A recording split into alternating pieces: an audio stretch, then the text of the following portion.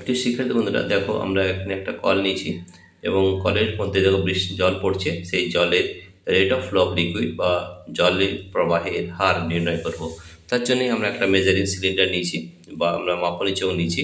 এই মাপনী চোঙে আমরা এই জলটা কালেকশন করব এবং কতটা জল হয়েছে সেটা মাপনী চোঙের সাহায্যে দেখব। এবং তার সঙ্গে আমরা একটা মোবাইল নিয়েছি। মোবাইলে আমরা দেখব যে কতটা সময় লাগছে, সেই সময়টা কিন্তু আমরা ওখানে কাউন্ট করব। ঠিক আছে, দেখো আমরা কীভাবে করছি। দেখো মোবাইলের সাহায্যে আমরা এই সেকেন্ডে গুনবো। আমাদের এখন 6টা 26, 40, 41, 42 এইভাবে সেকেন্ডটা কিন্তু আমরা এখানে কাউন্ট করবো। আর ওখানে কিন্তু আমাদের জলের কানেকশনটা কতটা কালেক্ট করছি জল 10 সেকেন্ডে সেটা কিন্তু আমরা এখানে পরিমাপ করবো। ঠিক আছে, এখন কত রয়েছে? এখন আমাদের এই মেজারিং সিলিন্ডার খালি রয়েছে। আমরা একবার দেখিয়ে দিই। এখন মেজারিং সিলিন্ডার কিন্তু খালি রয়েছে, কোনো জল নেই। এই জলটা আমরা যখনই কালেকশন করবো এখানে, তখনই আমরা এই যে মাপ রয়েছে আমাদের মোবাইলে, সেই আমরা সময়টাকে কাউন্ট করবো। ঠিক আছে, তো দেখো আমরা যখনই এটা জলটাকে ঢোকাবো তখনই কিন্তু আমরা এই সময়টা কাউন্ট করতে শুরু করে দেবো। আর আমরা 10 সেকেন্ডের জন্য আমরা এটা নেব। তাহলে দেখো আমরা কিভাবে করছি, কি করতে হবে খুব ভালোভাবে দেখে নাও। এই জলটা এই মেজারিং সিলিন্ডার বা আমাদের যে মাপনী চোঙ রয়েছে তার মধ্যে কালেকশন করব এবং সেটা কালেকশন করতে কতটা সময় লাগছে সেটা আমরা মোবাইল থেকে ভেবে নিতে পারবো। ঠিক আছে, আমরা এটা সাধারণত 10 সেকেন্ড নিই। 10 সেকেন্ড নিলে আমাদের বুঝতে কিন্তু অনেকটা সুবিধা হয়। ঠিক আছে, তো দেখো আমাদের যে মেজারিং সিলিন্ডার রয়েছে সেখানে কিন্তু আমাদের এখন 0 ml জল রয়েছে। ঠিক আছে, 0 মিলিলিটার। তাহলে দেখো আমরা এবারে এই শুরু করছি। যখনই এইটা শুরু করবো তখনই আমাদের এই মোবাইল স্টপ ওয়াচ এটা কিন্তু আমাদের চালু করে দিতে হবে। ঠিক আছে, মোবাইলের সঙ্গে আমরা এতে কিন্তু করে নেতে পারবো। ঠিক আছে, এটা দেখো 1 মিনিট 27-28 মিনিট হবে, তারপর থেকে আমরা 10 সেকেন্ড নেবো। ঠিক আছে,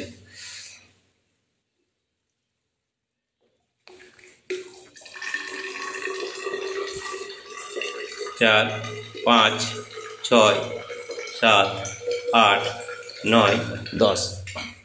এই দেখো আমরা 10 সেকেন্ড পর্যন্ত আমরা নিয়েছি এই জল। আমরা এটা সরিয়ে নিয়েছি মেজারিং সিলিন্ডারটা। ঠিক আছে, আমরা দেখবো যে কতটা পরিমাণ জল এর মধ্যে এসেছে।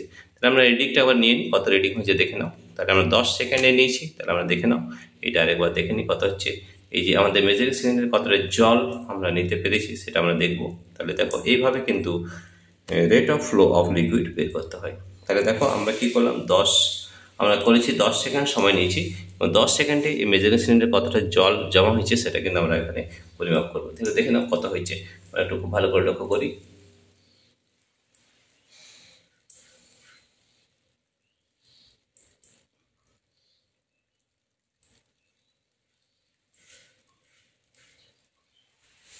দেখো এতটা পরিমাণ জল নেওয়া হয়েছে, এতটা পরিমাণ। তাহলে আমরা পরিমাণটা একটু খুব ভালো করে লক্ষ্য করি বা রিডিং নেওয়ার চেষ্টা করি যে এটা কত হয়েছে। এটাকে একটু ঘুরিয়ে নিই, তাহলে আমার দেখতে সুবিধা হবে।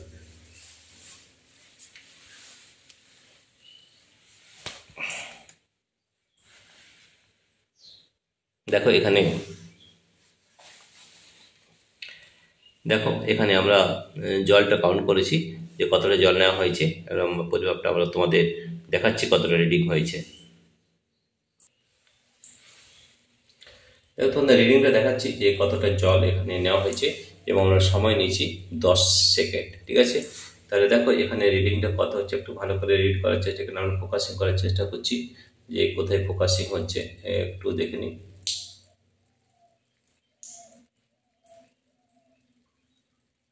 দেখো এটা ফোকাসিং খুব ভালোভাবে করতে হলে আমরা একটু সামনে নিয়ে যাই, তাহলে জিনিসটা ভালোভাবে বুঝতে পারবো।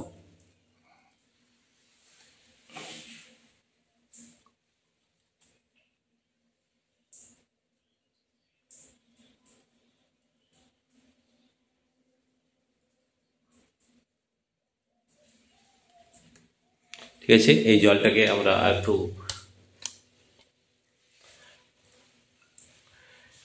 ভালো লাইটে আমরা দেখে নিচ্ছি যে রিডিং কত হয়েছে, তারপর তোমাদের ক্যালকুলেশন করে দেখাবো। ঠিক আছে,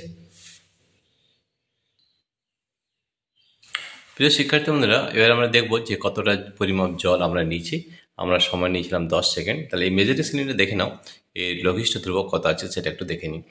লঘিষ্ঠ ধ্রুবক বা লিস্ট কাউন্ট বের করতে হলে আমরা দেখতে হবে যে এই যে 10 মিলিলিটার এবং 20 মিলিলিটার মধ্যে কতগুলো দাগ আছে। তো দেখো 10 ml এবং 20 ml, একটু ভালো করে লক্ষ্য 10 ml এবং 20 ml মধ্যে কটা দাগ আছে দেখে নিই। 10 ml থেকে 1, 2, 3, 4, 5, 6, 7, 8, 9, 10। তাহলে এক একটা ঘর কিন্তু 1 ml 1 মিলিলিটার। ঠিক আছে, এক একটা ঘরে যদি 1 মিলিলিটার হয় তাহলে সেটা আমাদের লঘিষ্ঠ ধ্রুবক বা লিস্ট কাউন্ট। তাহলে আমরা কতটা জল আছে দেখে নিই।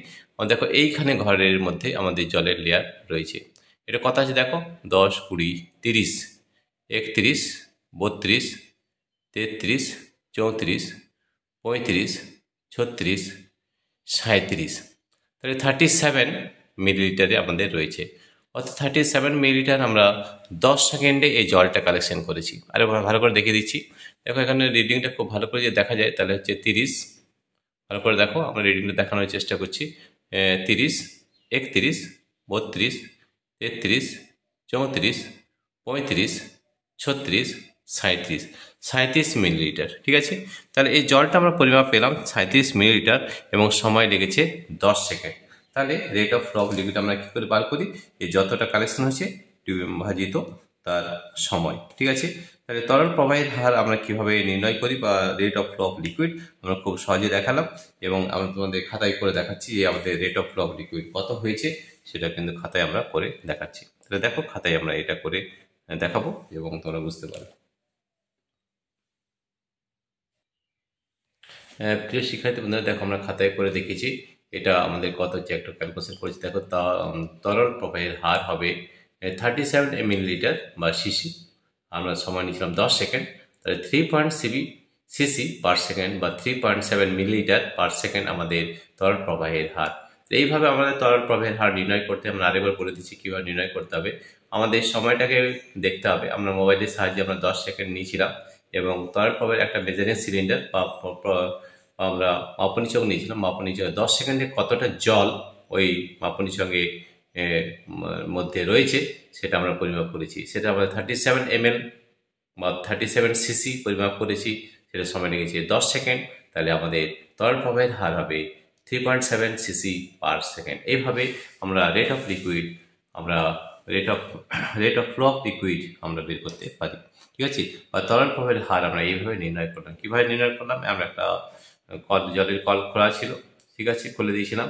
সেখানে আমরা এই মাপনী চকের সাহায্যে জলটা নিয়েছিলাম এবং এই জলটা নিতে কতটা সময় লাগলো সেটা হচ্ছে 10 সেকেন্ড এবং কতটা জল কালেকশন হচ্ছে সেটা আমরা দেখে নিচ্ছি। সেটা হচ্ছে আমাদের 3.37 মিলিলিটার বা 3.37 সিসি ভাজিত 10 সেকেন্ড, অর্থাৎ 3.7 সিসি পার সেকেন্ড আমাদের তরল প্রবাহের হার rate of flow of liquid. এইভাবে আমাদের যে কোনো প্র্যাকটিক্যাল আমরা কিন্তু এইভাবে করতে পারি। প্রিয় শিক্ষার্থী বন্ধুরা, তোমাদের যদি এই ভিডিওটি ভালো লেগে থাকে তাহলে প্লিজ সাবস্ক্রাইব, লাইক ও শেয়ার অবশ্যই করবে।